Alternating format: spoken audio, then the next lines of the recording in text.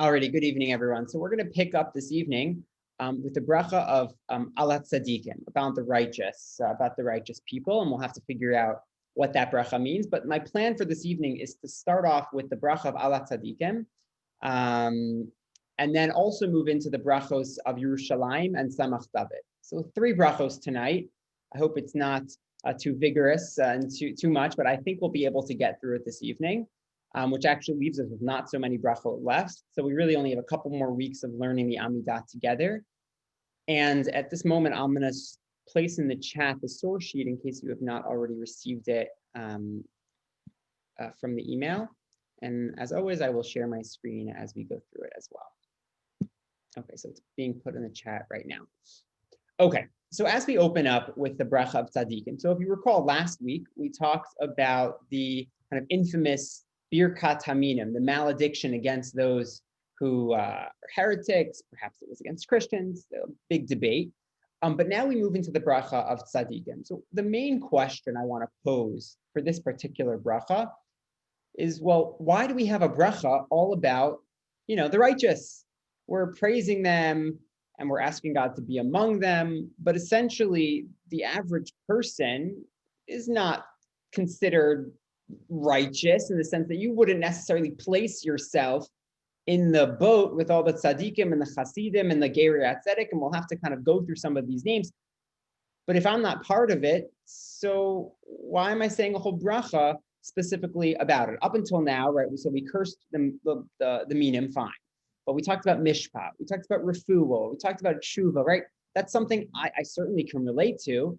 But not everyone's a chassid, so why are we having a whole bracha about one particular group? And in addition, what's it doing here at this particular juncture? As we've always asked in the Amidah, why is it specifically here? And so we'll start with this bracha, and then we'll move on to the next 2 as well. Okay, perfect. So I'm going to share my screen with everyone. And when I stop the share, that's when I'll be able to really see people to answer questions. So I'll try to do so shortly afterward, just so I can ensure that everyone has a voice to participate. Okay, so here's the bracha. The bracha opens, Al HaTzadikim, on the righteous, Va'ala Chasidim, and on those who are Chasid, those who are, Chesed means kindness, but here it probably refers to the pious ones. Va'al Ziknei Amcha Beit Yisrael, and all the elders of Israel. So we have 3 groups so far: Tzadikim, Chasidim, and the Zikanim. Ve'al Pleitat Sofrehem. Now we're getting to the remnant of their Sofrehem, right? What is a Sofer? What's a Sofer? You can raise your hand or you can put it in the chat. What's a Sofer? Scribe. I see Marilyn mouthing scribe. Exactly. So a scribe. So why are we talking about scribes in this bracha? Scribes are very nice. We need them to write Sefer Torah, but okay, why? And also, why are we talking about the remnant of the scribes? Right? Scribes or no scribes? Why the remnant? Ve'al gerei hatzedek, on the righteous converts. Okay, so I can understand maybe praising people who've converted, but are there non-righteous converts? Right, gerei hatzedek, and then the non-gerei hatzedek? Right, so we'll have to think about that. Ve'aleinu, and on us. So we have 5 categories, and then we kind of add ourselves at the end. One could argue, although it's not necessarily clear, that these 5 categories might be going from importance to least importance. Maybe it's starting with tzaddikim, then going down to the gerei hatzedek. Not so clear. And then us, aleinu, at the very bottom. And what are we asking, right? Why are we clumping all of these groups together? We ask God, Yehemu rachamecha Hashem Elokeinu. So the word Yehemu is somewhat of a strange word. It seems to be, it could mean to murmur or to grant, something to do perhaps with speech or to give over. So it's essentially asking God to give us your compassion, O God, v'tein sachar tov, and give a good sachar. What's a sachar? Reward, payment, pay out what is duly owed to these individuals. These groups are amazing. Pay them what they're duly owed. I'm sure many of you are familiar. Pirkei Avos talks often about the reward in the world to come. But what are we not supposed to do? What are we not supposed to do when it comes to reward?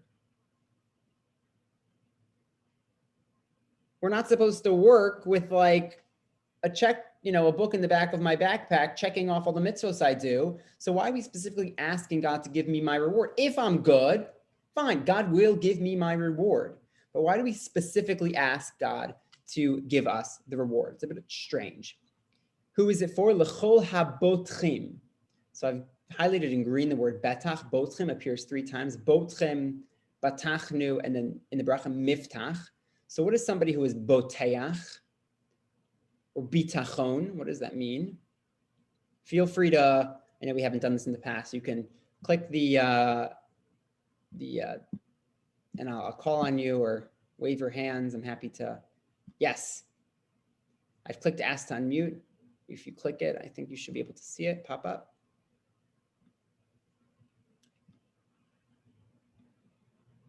What does it? I was going to say trusting. Yeah. Or security. Exactly. Safety. So one who has faith, trust in Hashem, that's somebody who's considered boteach. That person has bitachon. That's good. Oh, there might be a plus once you've been unmuted, so I can mute you again. But since I've seen you and I know who you are, I don't have to worry that we'll have any issues like we had on Zoom yesterday. So, but that's fine. So bitachon, essentially trust. So all these people are clumped together in a category called bitachon, people who have boteach b'Hashem. So it's certainly those major 5 categories. In addition, me, meaning ve'aleinu. So all the people who are bothim b'shimcha be'emes, your name in truth, fine. Furthermore, sim chelkenu imahem le'olam, put us with them. So what you have going on here is this parallel structure, and I've actually highlighted it for you. Orange is a reference, or peach, I guess, is a reference to the 5 amazing categories. Tzadikim, Chasidim, Zikanim, Sofreim, Geir HaTzadek. And then us are the yellow. We're like asking God to like allow us to jump onto the bandwagon with these amazing people. Let us not be put to shame because of something bad happening to us, because we have been boteach in you. And the bracha ends, Baruch Atah Hashem, Mishan. Mishan means to support, umiftach. And now who's the person who's the individual or the entity essentially being miftach? We have bitachon Hashem, we secure our faith in God, but God is now giving miftach, is giving security and faith in us. Miftach latzadikim, God who trusts and supports us, the righteous. So it actually goes from us being the boteach to Hashem being the miftach. So there's this interesting relationship between us, like similar Baruch HaGever Asher Yiftach B'Hashem V'Haya Hashem Miftacho. It's the same notion. We're boteach b'Hashem, and God is then boteach in us. Before I move on, talk about anything else, raise your hand, put in the comments, questions or thoughts so far.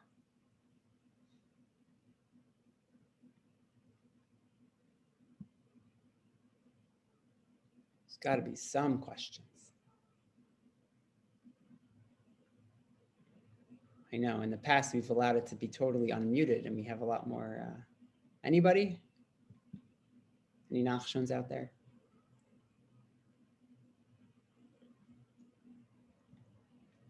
Okay. Oh, we see. Okay. Yeah, I know. It's not a great. We're trying it out tonight because we had an issue yesterday with the Zoom, so we have to essentially have extra security, because if I allow everyone to unmute, we had somebody kind of intrude into a class, and it was a problem yesterday. Even though I can see everyone who's currently on the class, it was an issue yesterday. There are a couple other ways in which we can try to fix the issue for the future, but I think we're just going to keep it for tonight. Okay. So going back into the bracha, I want to address some of our questions, but to address some of our questions, in just a moment, we'll look at why this bracha appears in this particular part of the Amidah, right after the V'la Malshanim bracha, the bracha about minim. But before we look at the order, I just wanted to highlight a few interpretations of this bracha so far. So tzaddikim are righteous. It's a machloket. Are the righteous people who are totally never sin? So what's the difference between a righteous and a chassid? Both are great people. Is there a difference? So there is an approach to say that tzaddikim were people who have sinned and now have done tshuva. So people who are balei tshuva become tzaddikim, while chasidim might be people who have never sinned.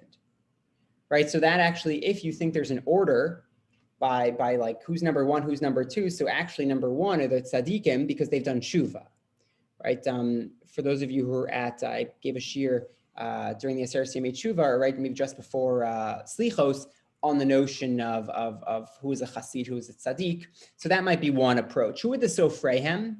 Who are these, scribes? Even though, yes, certainly we love to have Torah scribes, does that really warrant a particular part of the bracha? So sofreihem may actually be a little bit more of a broader term. That is to say, it incorporates not only sofrim, but also Torah scholars. Right? Anybody who teaches Torah is considered a sofer. Essentially, they're teaching over Torah, but you note how it says pleitat, right? The remnant, right? So what happened to the other ones, right? Why is there only a remnant of the sofrim left? Any theories? What happened to the rest of them?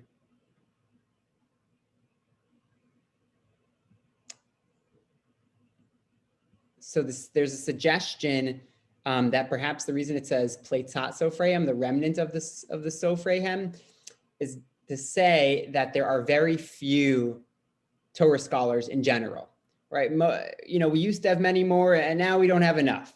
Right? Maybe today we have too many Torah scholars. I don't know, but it used to be that there weren't enough, and so we'd say the remnant of the Torah scholars. That is to say, we have so few today, so the ones that we have, we're going to give extra kind of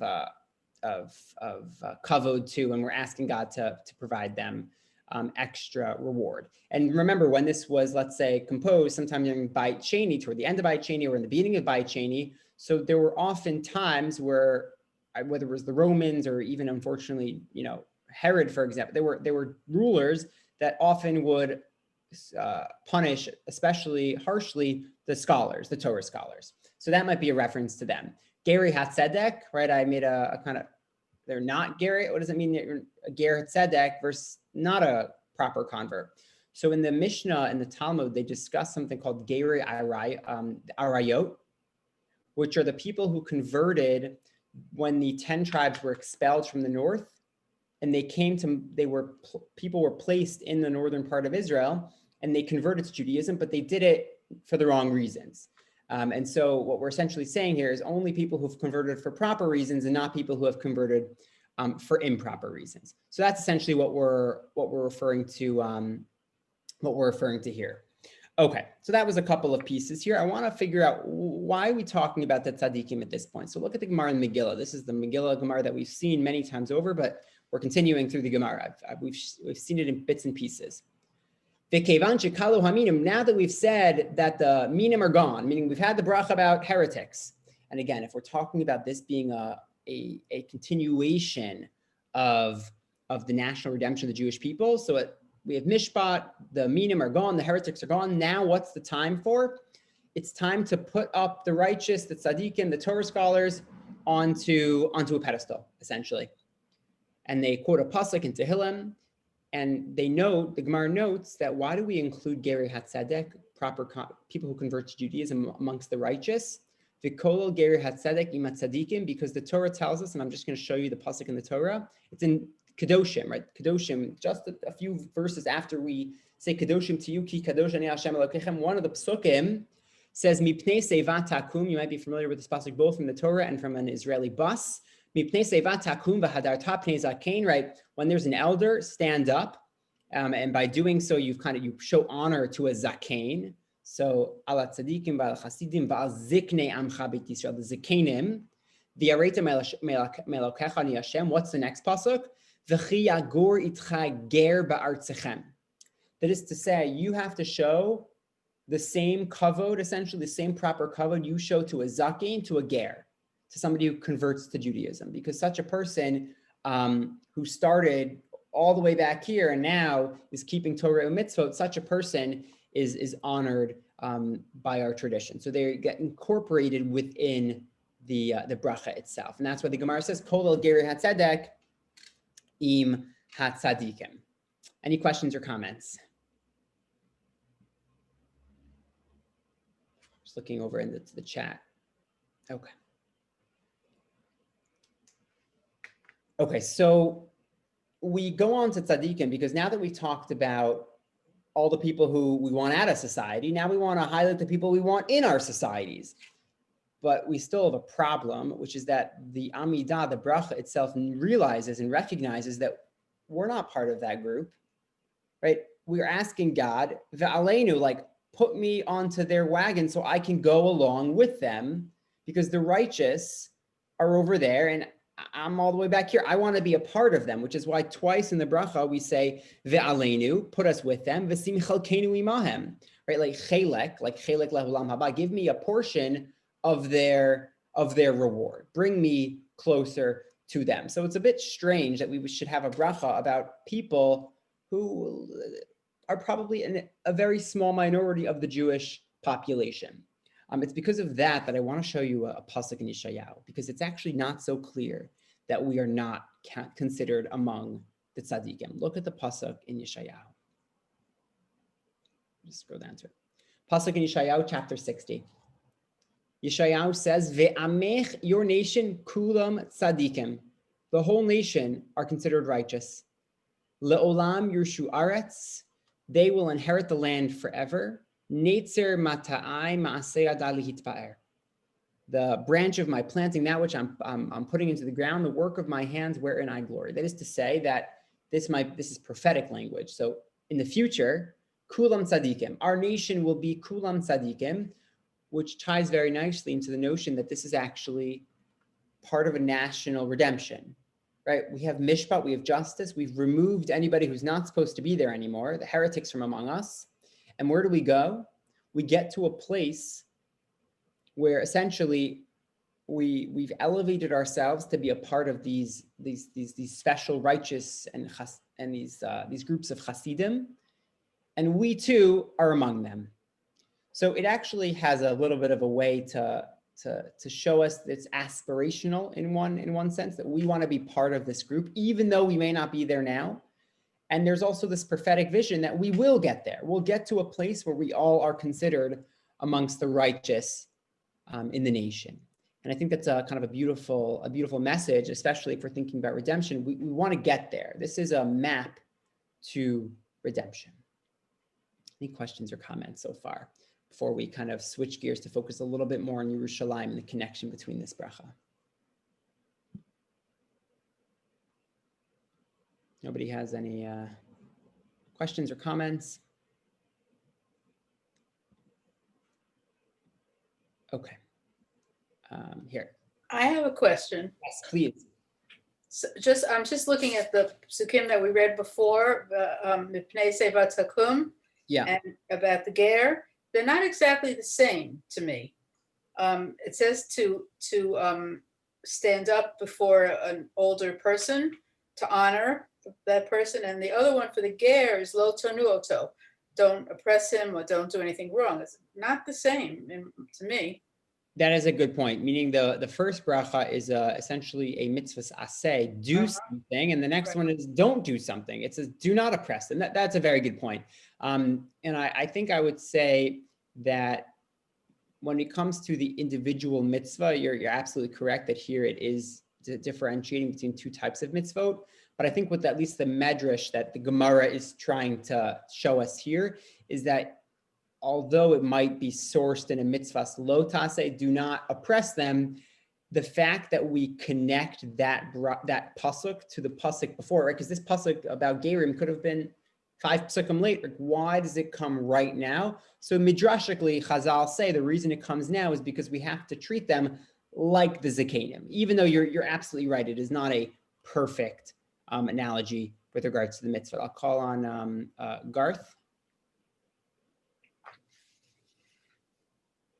So I I thought you were going on to the next bracha, so I wanted you to talk about the reward question. Yes. So the Mishnah on Pirkei Avos says you're not supposed to, I was going to put it in the source sheet, but I decided to condense a little bit, right? That one is not supposed to do work in this world, meaning mitzvot in this world, in order to receive reward, right? You shouldn't be thinking, right? Check, check, check. I'm going to get points in the world to come. So, and yet this bracha seemingly says, well, God, pay up, right? We've done what we're supposed to do. Pay us our reward. So I think what's happening here is that on the one hand, we're very much aware that we're not supposed to be explicitly requesting sachar from Hashem, right? Do the mitzvos. God tells us He's going to give us reward. Don't concern yourself with it. But what I think the bracha is doing, though, is it's specifically focusing on me, the non-tzaddik, chassid, pleitat sofreim, ger hatzedek person, asking God to give them. V'tein sachar tov l'chol habotchem. So what I'm doing is I'm removing myself by talking about them. It's like a little bit more appropriate to ask God to give them reward. And then at the end of the bracha, I say, but put my chelik with them. So I think on the one hand, it's inappropriate for somebody to kind of demand of God to give me my reward that I'm obligated to, let's say, to get from Hashem. But I think what we do is we remove ourselves one step and ask God to give it to them. And at the very end, we say, and don't forget about me. So I think that perhaps couches the request a little bit. And it's also important to note that we have many Ma'amrei Chazal that tell us that it's much better for somebody to receive reward in the world to come than it is to receive reward in this world. Like if you get all the reward in this world, it means there's nothing left over for the world to come.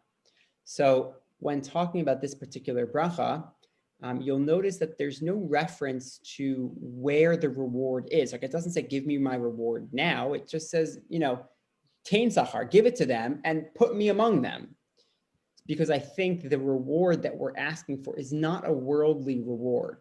It's a eternal reward that we will receive in the future.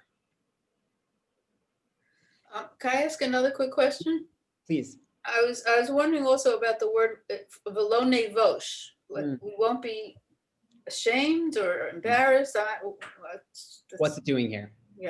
Yeah, good point. So at the very end of the bracha says velo nevosh ki v'chabatachnu. We won't be put to shame because it's you that we have betach and that we have trust and support in.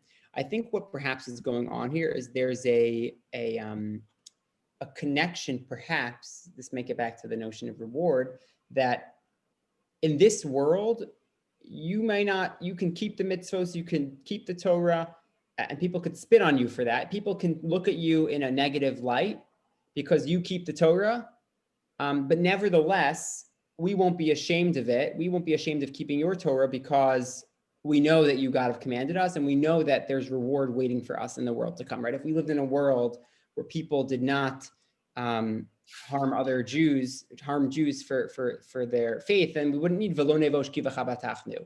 But because we live in an imperfect world, I think this phrase here is tying into the notion that if you want to be a tzaddik, a chassid, a ger tzedek, any of these categories, and connect yourself to any of these people, there's always going to be the naysayers, right? And I think that is implicit within anybody who strives to reach such heights.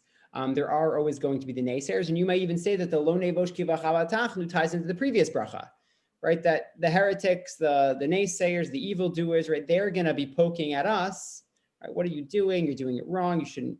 Don't be so scrupulous.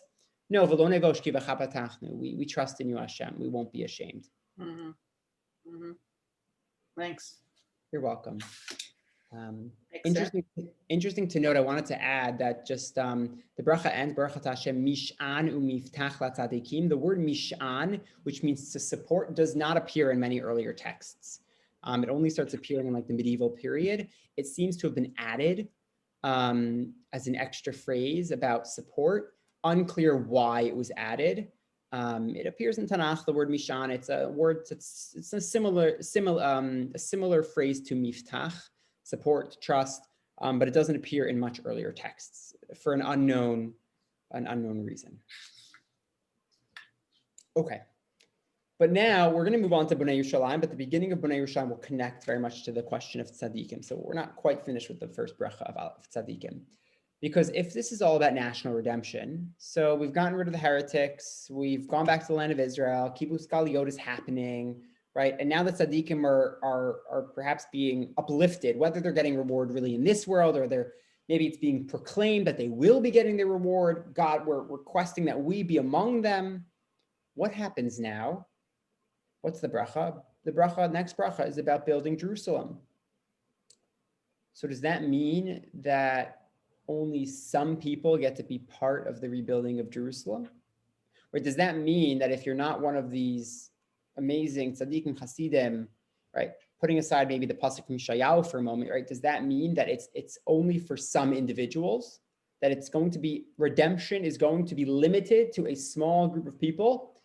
There is one approach that says, yeah, that's what's going to happen, right? At the end of days, is going to be they're going to figure it out. We're going to stand before Kadosh Baruch Hu, and some of us are going to go on to Yerushalayim, to the temple, whatever eschatological model you want to use. And other approaches say, no, it's going to happen in steps. Like the Rambam says, it's not that it's going to be excluding others. Eventually, there might be a Yom Hadin, but it's open, essentially. We all can get there. So I just want us to think about that as we look into the bracha of Bnei Yerushalayim, because it comes right after the bracha of tzaddikim. And what's the Gemara in Megillah say? I'm just going to show it to you right now. The Gemara in Megillah, it tells us the following.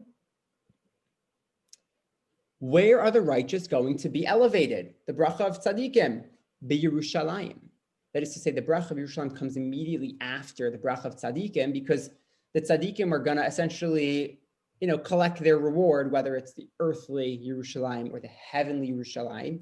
We're going to collect it, the tzaddikim are going to collect it in Yerushalayim. And then obviously the next bracha, v'kevan shenivnes Yerushalayim ba David. Once Jerusalem is built, David will come, the Mashiach will come. Now, we've already discussed this, but according to the Amidah, what's the order of redemption? The Messiah comes last. Heretics have been taken out, the tzaddikim have been rewarded, or at least they've been acknowledged that they will get their reward. We all go to Yerushalayim. Is there a reference to the Beis HaMikdash?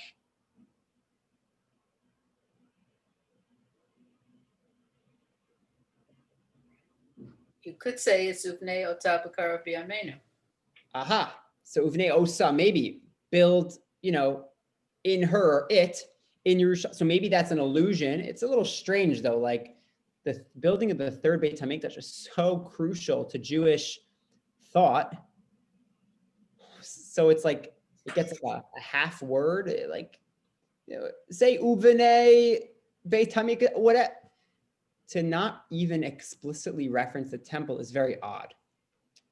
Now we'll have to hold on. Yes, Steve. Unless you say it's synonymous, like you say Bonei Yerushalayim, you don't have to even mention the base. So I think that's one potential answer, which is to say, when you say Yerushalayim, as beautiful as Yerushalayim is today, it's not really fully built up, Brett, because Yerushalayim is not whole until the temple is rebuilt, right? I think Steve's on to that. That's essentially one way to look at it. You would still want to see perhaps a real statement of the word mikdash, maybe. That might be helpful to certainly make it a little bit more explicit. But it's a good point. But like I know, like personally, like when I say the bracha Bonei Yerushalayim, I do think of it that way. Yeah, it's an excellent point. I think that's spot on, but it does leave open the question, which when we get to, hopefully in like a week or so, when we get to the bracha of Ritzei, which is like right before,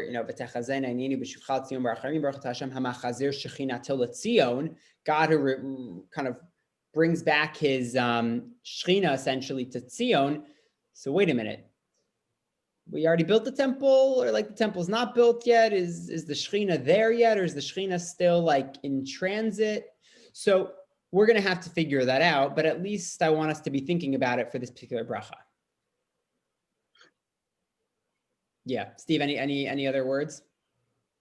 That's okay. Okay, so I just want us to think about that. And then obviously the Amidah assumes here, if it's in order, that the Messiah comes last. Right? So if the bracha of Jerusalem is about building the temple's already been built, Messiah didn't do it. Okay. So this will all be somewhat complicated by something I wrote in the email earlier today for those of you who are on the listserv for the class, which is the bracha of Yerushalayim and the second bracha of Tzemach David, meaning about the Davidic Dynasty. If you look at every manuscript that we have from Eretz Yisrael, so think Geniza manuscripts that have coming from the land of Israel from the 7th, 8th, 9th, 10th centuries, every single one of them, this bracha of Bnei Yerushalayim and the bracha of Tzemach David are one. They don't have two brachos here, one bracha.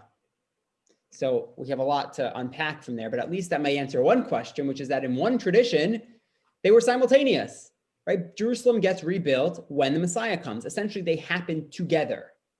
Messiah comes, Davidic Dynasty gets rebuilt, and together we have a bracha. Only once you get to the Babylonian tradition, which is essentially more like our traditions today, Bavel, do they have two brachot, Yerushalayim and Tzemach David.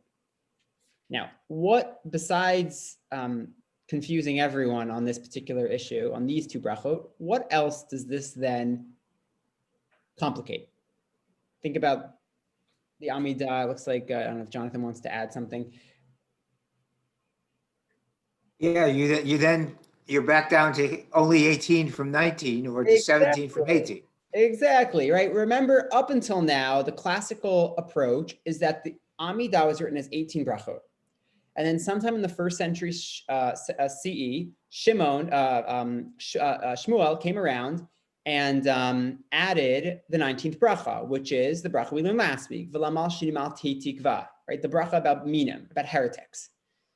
If in the land of Israel for centuries, which is the same location where the bracha of the 19th bracha was added, if these two brachot were one, so really the Amidah was 17 brachot, and then when they added the bracha of Birkat Haminim, we actually got up to 18.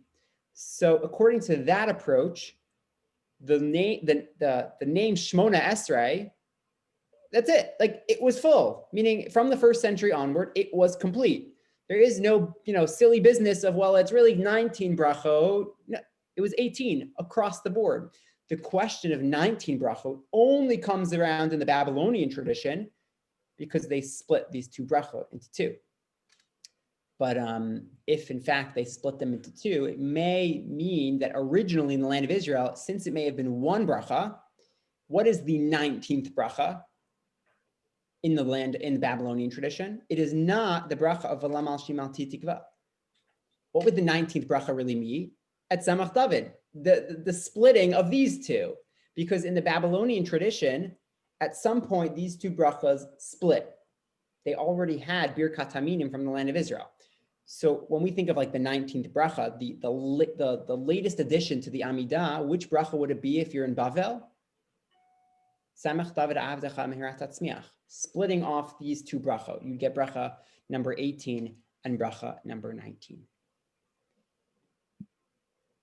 Certainly changes perhaps the traditional approach to the Amidah, as we now have a little bit of an additional here. Does Dr. Gribbis, did you want to share something? Just click unmute.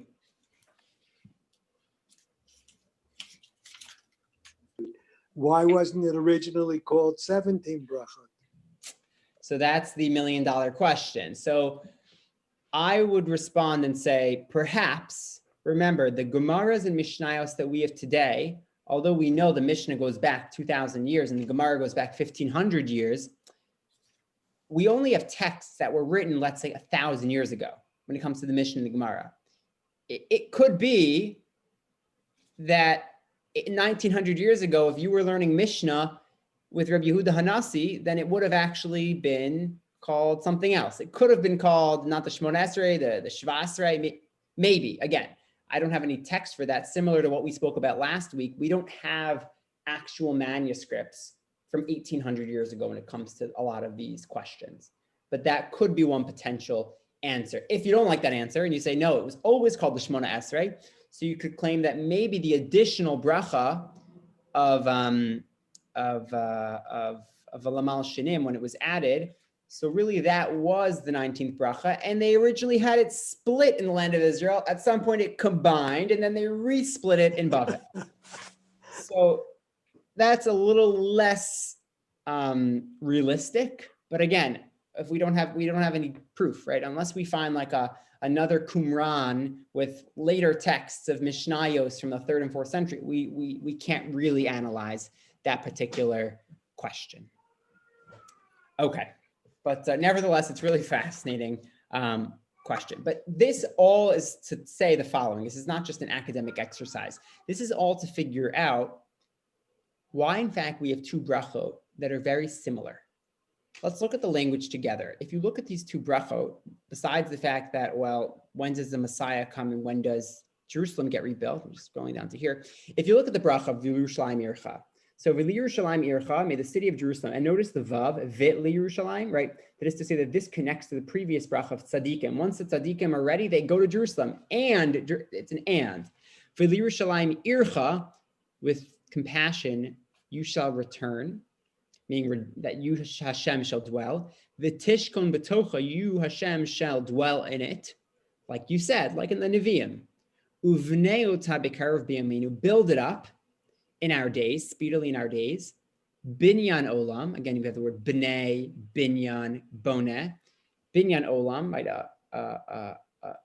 An everlasting building. Now, this is also probably an allusion to the Beis HaMikdash, but again, not explicit, but binyan olam sounds pretty good. V'chisei David meheir l'toch hatachin. Get ready, Messianic day. Get the Kisei David ready. Get the throne of David ready. What's the next bracha? This is Bonei Yerushalayim. I'm just scrolling down for a minute just to show you. Apologize if this is a little dizzying, but Et Tzemach David Avdecha Meir Tatzmiach. The next bracha is all about Tzemach David. Is all about the shoot of David. Why do we have a bracha of Bonei Yerushalayim that ends essentially with a line, one-liner that tells me the next bracha? Very strange. And again, this comes back to the major issue, which is, well, at one point they were connected and they were then split. So it may have to do with where you cut the line. We'll talk about that a little bit more in just a few moments. But you see the issue here. We don't have another bracha where we have a line at the end of the bracha related very specifically to the next bracha. It doesn't exist. It's even more complicated because when it comes to bracha, we have a halacha, and we've talked about this a little bit, which is that the final words of the bracha have to be connected to the bracha itself. Right, so at the end of a bracha of, let's say, of refuah, so you have to end with some language of refuah before you say Baruch Hashem Rofei Cholei Amo Yisrael. So in our bracha of Yerushalayim, we actually have a halachic problem, because how does the bracha of Bnei Yerushalayim end? It doesn't talk about the building of Jerusalem. That's the first 75%. The last 25%, V'chisei David Meheir l'toch hatachin, and then it says Baruch Hashem Bnei Yerushalayim. That's problematic. Right, it needs to say V'chisei David meheir l'toch hatachin uvnei ota baruch atah Hashem bonei Yerushalayim. There needs to be a direct correlation between the end of the bracha halachically to the bracha itself, and it's because of that the Rav Soloveitchik had a little bit of a different tradition when it came to this bracha, where this line, if I'm not mistaken, I don't have one of the Rav sitters, but if somebody does, they can check for me in the footnotes. I believe it tells you this. The Rav swapped essentially these two lines so that the word Uvnei Osa B'Karav B'Yameinu essentially came last, so that it goes straight into the bracha related to Bnei Yerushalayim. And in the Nusach, I believe in the Nusach Sfard, they also essentially do that, meaning it's in the Ashkenazic tradition that we have it flipped, which is somewhat problematic because we generally want to connect it to the bracha. Now, you can save the Ashkenazic tradition by saying, no. The Chisei David meheir l'toch hatachin, getting the Kisei David ready, is part and parcel of building up Jerusalem. You can almost see this bracha as like bracha number 14, essentially, and the next bracha is like 14b, right? It's really connected to the first bracha, and it's almost like one unit, which is essentially why it probably originally was one unit. But I brought for you the original source. Look at source number 4. This is what the Amidah looked like in the land of Israel. So if you're a Jew living in Tiberias 1800 years ago, what did your Amidah look like?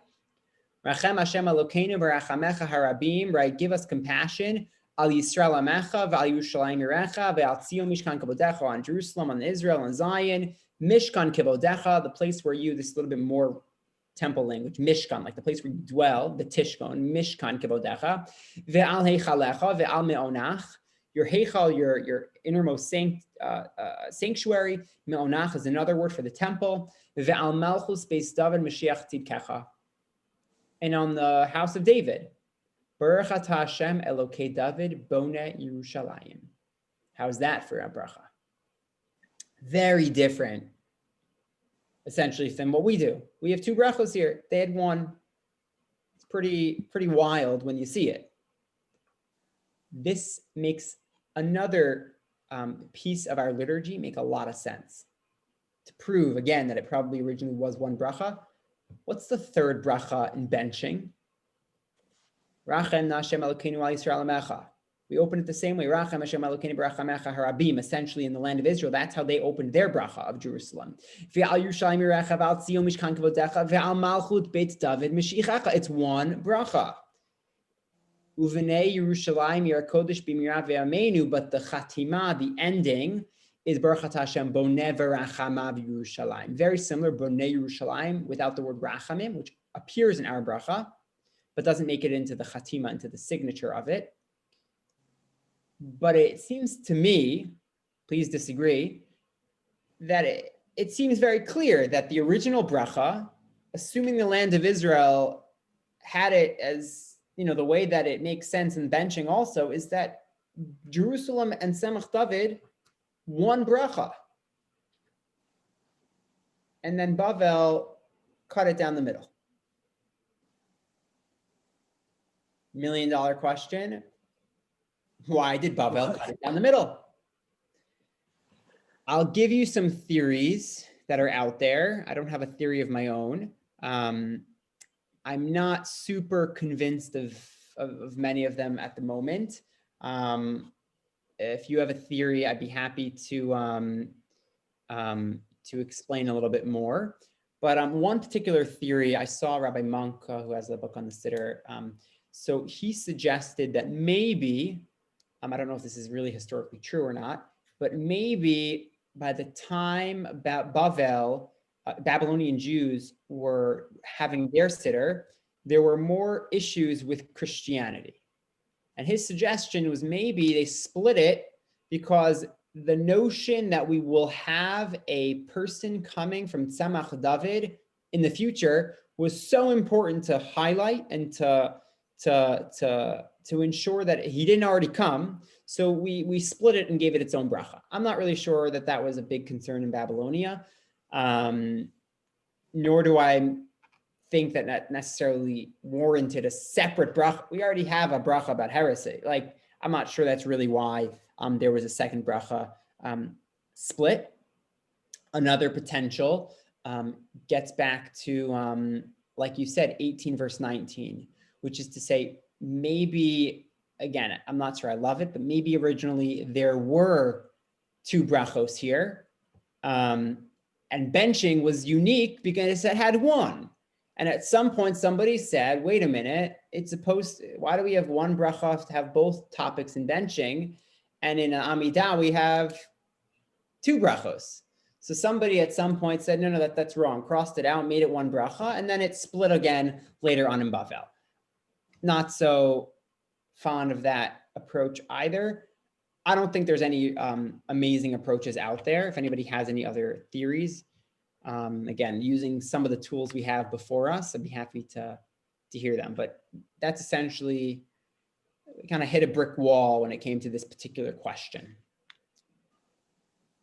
I see Evan's asking in the question, what's the purpose of the colors? So the colors I've chosen are, whether it's green or blue doesn't matter, but the reason I've chosen colors is to highlight similarities. So the word b'nai, I just chose blue so you can see it. Rachamim, I chose orange because I wanted to show you that orange the bracha in our Amidah correlates to the bracha of the Birkas Hamazon, where the word rachamim also appears. So the colors is just to kind of highlight the similarities and obviously where the differences are as well. Okay. I want to just look, we've been talking obviously about these two brachos, both as one and as two. We didn't really look, so let me just scroll down for a second. By the way, the notion of V'shachanti b'toch Yerushalayim is similar to V'shachanti b'toch Bnei Yisrael in Torah, but in Zechariah, God says, one day I'll return to Jerusalem and I will dwell amongst you. And then it continues, and we know this these psukim also. Once God's presence returns to Yerushalayim, also children and elders, everyone's going to be in Yerushalayim, and children will be playing in the streets of Jerusalem as well. Okay. And then look over here for the 15th bracha, which is the cutoff bracha, or perhaps it was originally two, Et Samach David Avdecha. The shoot, the sprout of David, obviously using poetic language from prophets, that the Messiah is a reference to like a shoot. Yeshayahu talks about this. Mehera tatzmiach, may sprout soon. Vikarno, may his keren. What's a keren? Horn. A horn. That's why there are horns on the Moseses, right? Because karne or, but really it's an illumination, it's a light, it's a shining. So vikarno here is to mean like to exalt. So vikaren tarum v'yeshuatacha, in your salvation, your deliverance, Hashem's salvation will come about essentially through the Tzemach David. Ki lishuatcha kivinu klayom. We are waiting for your Yeshua, your redemption. So you notice how in the bracha about Tzemach David, we highlight the word Yeshua. I should have highlighted that word, but you see the word Yeshua comes in the beginning and the end here 3 times, because Yeshua is the key term, right? You always have at least 3 times the major term. We have the question of building Jerusalem, and we have the question of Yeshua in the next verse, which obviously is highlighting the notion that the Messiah will bring salvation. And this, I think, ties in nicely to the Rambam that we've discussed before, which is, according to the Rambam, one of the main functions of the Messiah is to bring peace and to fight the wars of Israel. Right? Yeshua is a salvation, not only in perhaps a spiritual sense, but also physical sense, right? We need salvation, similar to Ga'al Yisrael, redeem us from kind of the demons among us. We need salvation from the enemies of the Jewish people. And that, on a national level, comes to fruition with the messianic figure. And you obviously have this language of sprouting, which is really pulled straight out of Yeshayahu and a few other places as well. Garth wants to know, so why is the Messiah coming now? Right, so according to the Amidah, it would seem that the Messiah comes at the end when we have done all the other steps. Right, we have to get there, and then the Messiah comes. That seems to be the way the Amidah is structured. And I would say this parallels the notion that if we do the right things, if we can bring redemption about through ourselves, through our performance of mitzvot, so when will the Mashiach come? On our own terms. Right? Redemption will come when we make it come. If we do the right thing. If we don't, famously, Mashiach will come, but not early, not achishena, not quickly. So essentially, the steps laid out here is, if we can follow this step, think of the Haggadah, there's a seder to the Amidah, follow these steps and you're going to get to the end goal. Messiah is not the end goal, but it's almost there. We'll get there. So that's the way it's going to happen. If we fail, if we don't make it there, so the Mashiach will come when God decides the Mashiach is going to come. But I think that's perhaps why we see the Mashiach come at this juncture, right? It supports the notion that we have to do something to get there. And Jerusalem being built prior to the Mashiach coming or simultaneous. And the last sources here I just showed for you were sources proving Tzemach David, meaning the shoot of David in Yirmiyahu and Tehillim, the words of Keren, the righteous will be uplifted through the bringing of the Mashiach. And there will be a day where Tzemach Tzaddik, the righteous shoot of David, will come, and that's obviously a reference to the Mashiach. Okay. Questions, comments, disagreements? We heard too much of me today because people were muted, but I hope people will jump in. And again, we'll try to figure out maybe a better secure method. There are other ways we can figure it out, but we just are trying to work things out. Thank you. Yes, Beverly, I think you're muted though. Just click on mute. Okay. Yeah. Why tzemach? Why this sort of metaphor of a sprout or growing, of something that's growing? Yeah. So where's the other time we have a metaphor of growing in the Amidah?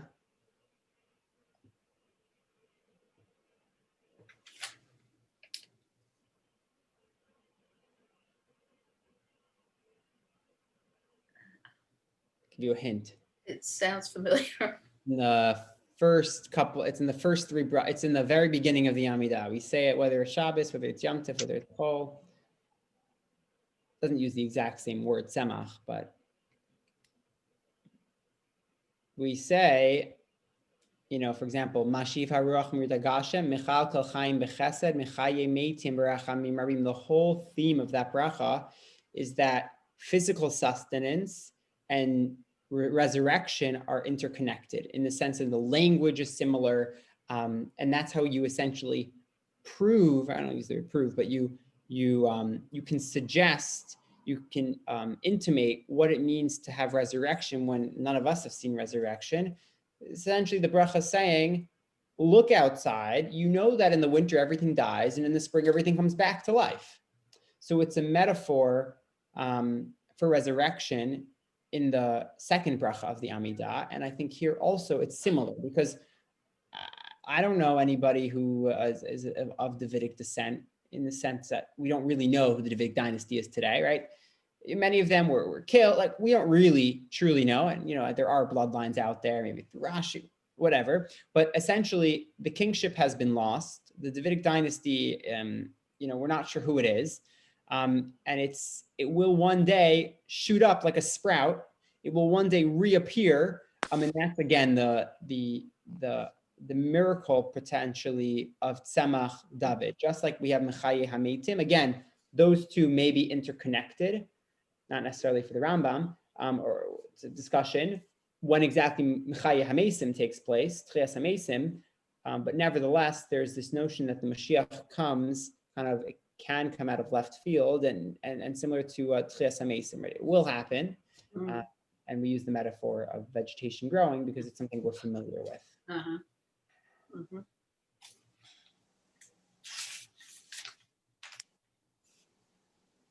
And also that's the word lishene afar, people who are sleeping, but also a reference to people who have died, people who are sleeping in the afar. Good. Okay, I want to thank everyone for coming out tonight. Thank you for your participation. We'll continue forward next week. We really are almost done, a few more weeks. And then we will all be expert Amidah scholars. All righty, thank you all. Have a great night. Thank you. Thank Good you. night. Good night.